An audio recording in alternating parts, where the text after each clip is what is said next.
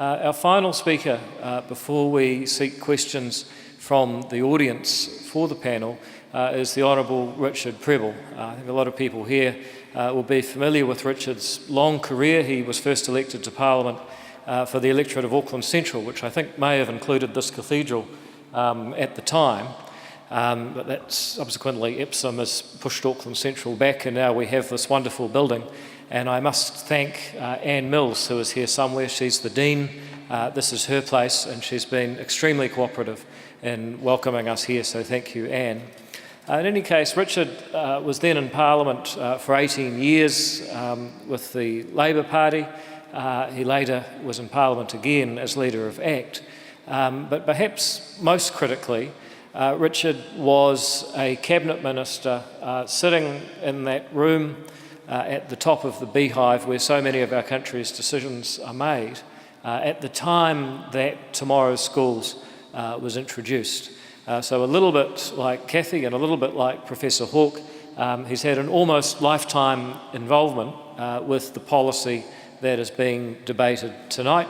And I should add that Richard is an Auckland Grammar old boy who was educated in this community and so understands some of the dynamics of the community that I'm representing and so many of the people here are part of. Without further ado, I'd like to welcome to the stage the Honourable Richard Prebble.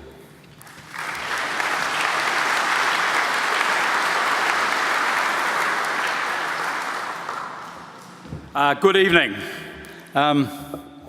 When David Seymour actually asked me to speak to you tonight, I said no, I've retired. And then he leaned on me and said, "You're an Auckland Grammar old boy, you should read this report."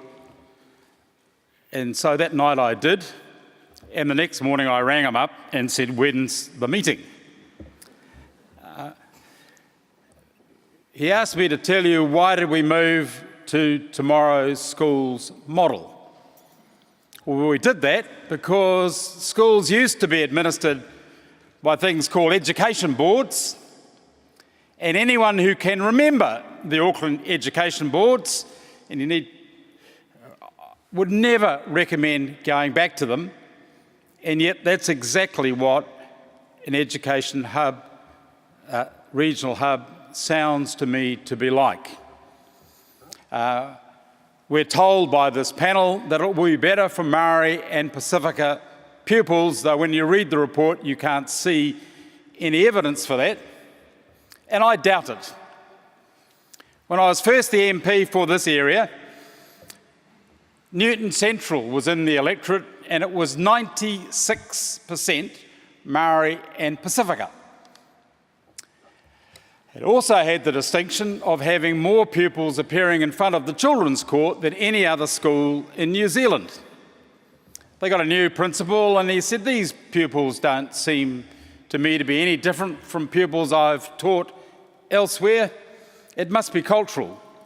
And he set up a civics class, taught it himself. It was very basic. Before you go and raid the local apple tree, knock on the door and ask if you can pick some apples. The course was a fantastic success. In just 1 year, there were fewer pupils from Newton Central School appearing in front of the children's court than Remuera Intermediate. The technocrats at the Education Board went nuts. How dare the school show initiative? How dare they do something that they hadn't approved of? How dare them do something that couldn't be scaled up?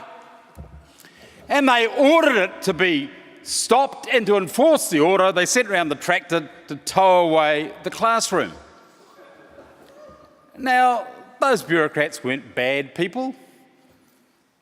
And the idea that today's are better and those are worse, no, they're just the same as today's bureaucrats. And the reason they did that was because actually it's not possible to run 125 schools. A modern secondary school can have over 300 staff. It's actually, if it was a business, it'd be in the top 1% of New Zealand businesses. The idea you can run 125 schools is a business nonsense. And let me give you two proofs of that. Firstly, I'm a former trustee, and we had handed over to us by the Ministry of Education a whole lot of facilities.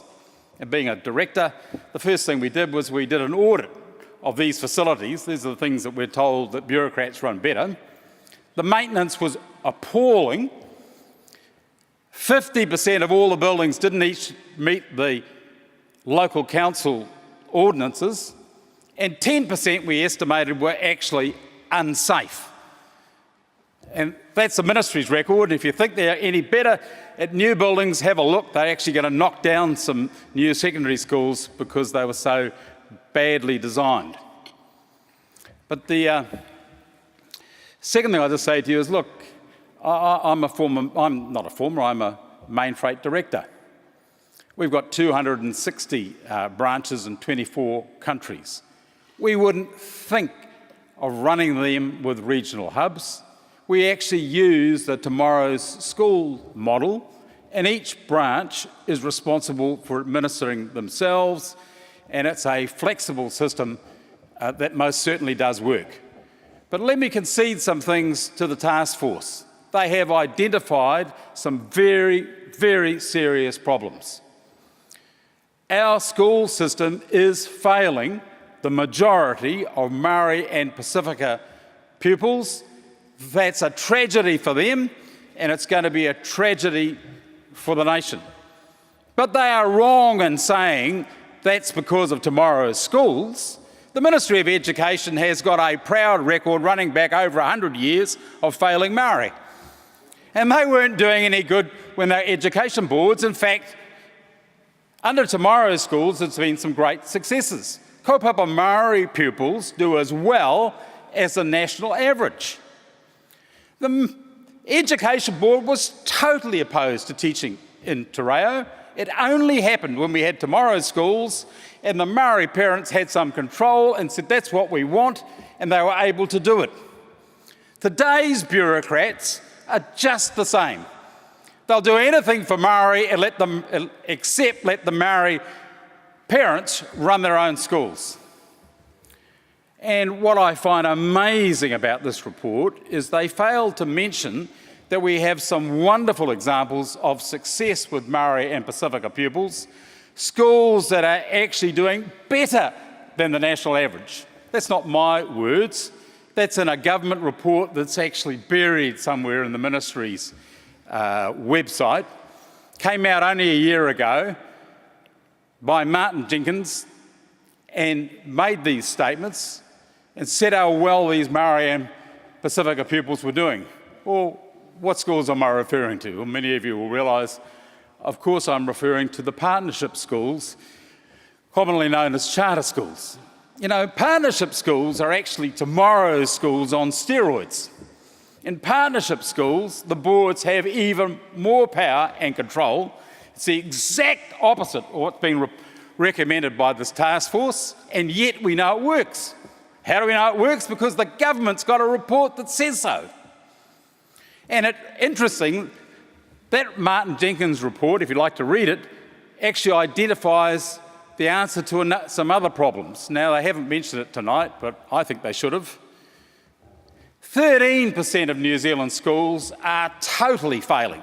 They are so bad, I wouldn't send my worst enemy's children there. How bad? There's some schools in New Zealand who have a proud record. In the last 5 years, not one pupil has managed to get a grade in NCEA good enough to go to university. Just think of that. Whole school that can't manage that. Now, the task force actually does identify what the problems are. Well, they're small, they're rural, they're isolated. In those areas, the parent body just isn't deep enough to be able to produce a competent board. That's easily solved. We've got the world's best farmers. Even if the farmers don't send their children to that school, they care passionately about their locality. If the government was to ask some of those farmers to join those boards, they would have a very good board immediately. And instead what the government does is appoint very, very expensive commissioners.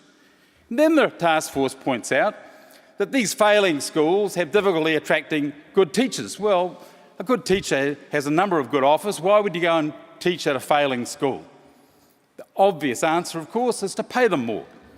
Why don't we? Because the union is totally opposed to any form of performance pay. And then the task force points out something which I completely agree with. Every one of those failing schools has got a failing principal. Now, as a member of Parliament, I used to visit every one of my schools every year for 30 years. And I actually used to read the error reports, which I saw being bagged tonight. I found the error reports. Never found an error, never went to a school I didn't find the error report was actually spot on. And what I found was I never went to a good school that didn't have a good principal or a bad school that didn't actually have a bad principal. And everyone in this room could identify a bad principal. I tell you, it was no difficulty at all. And we as a trustee, we knew who our good and bad teachers were. Now, the task force says we should give them on 5-year contracts. 5 years, if you think about it, is a pupil's total secondary school education. So we're going to wait 5 years before we do something about the principal. Martin Jenkins said that one of the reasons that partnership schools work is that all the principals and all the teachers were on performance contracts, and when they found a principal or teacher that wasn't performing, they were moved on. Now, that would make a wonderful change. I say to you that actually, if we were to take the partnership model and say to all parents in front of all schools, you should be able to elect to do that, we would solve the problems mentioned in the report. I'm just going to make a couple of other comments. The task force identifies a number of problems like zoning and suspensions. The Ministry of Education's actually got huge powers in that area. They don't use them. Why would they suddenly start using them when they're a regional hub? I don't believe that they would. And I reinforce that with the fact that I used to have a principal, and I can name him because he's named in another way which will become clear to you, of Freeman's Bay Primary, and he was a true shocker. The parents complained, the board complained, I as MP complained, and the Education Board bureaucrats would do nothing. Well, one day he was removed from the classroom by the police. He'd been interfering with the pupils. And what's shocking about that is that the police used to remove more teachers from the classroom than the bureaucrats. So why would they suddenly start to do something about it now, 30 years later? If you believe that, you believe anything. And let me make another one. A lot of people look at this report and think, oh, look, there's wonderful goodies that they're promising in the task force. And they've identified a number of things that would be nice to spend. I've got to pass you the news, it's not going to happen. The government spent $320 million extra a year making tertiary free. They're going to have to spend a significant amount of money on a rise in teachers' pay. The idea that we're going to have even more money spent on education isn't going to happen. And the task force mischievously says we spend less on education than other OECD countries. Well, the OECD says in its most recent report, and you can check it on Google tonight, that actually, as a percentage of GDP, we spend more than the majority of OECD countries. So the idea that there's some great pot of gold out there doesn't exist. And then let me look at the other great statement. Oh, look, education standards are collapsing. Well, actually, if you look at tomorrow's schools over its 30 years and use international comparisons, we've done very well.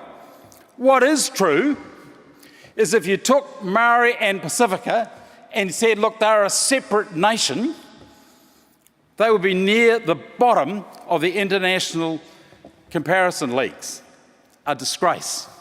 What they fail to mention is the converse is true.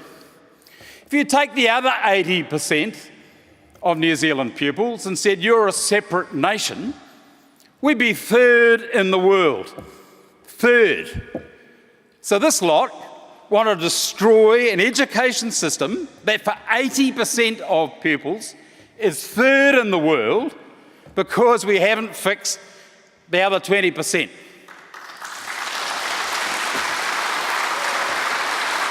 And I've indicated to you how we could fix that 20%. And I used the word destroy, and that's what brought me here, because actually that's what they are proposing. They say in the report, we should be converting our secondary schools over to being senior colleges and having middle schools.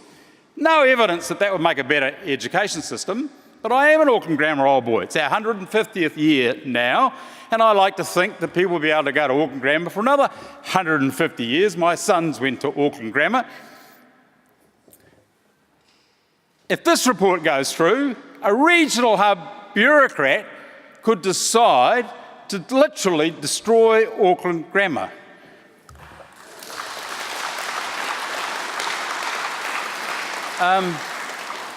I think that actually if we are third in the world, and I say if you do the maths you can work it out that we are for that 80%, then grammar must be not just one of the best schools in New Zealand, but one of the best schools in the world, and it's worth fighting for. Thank you.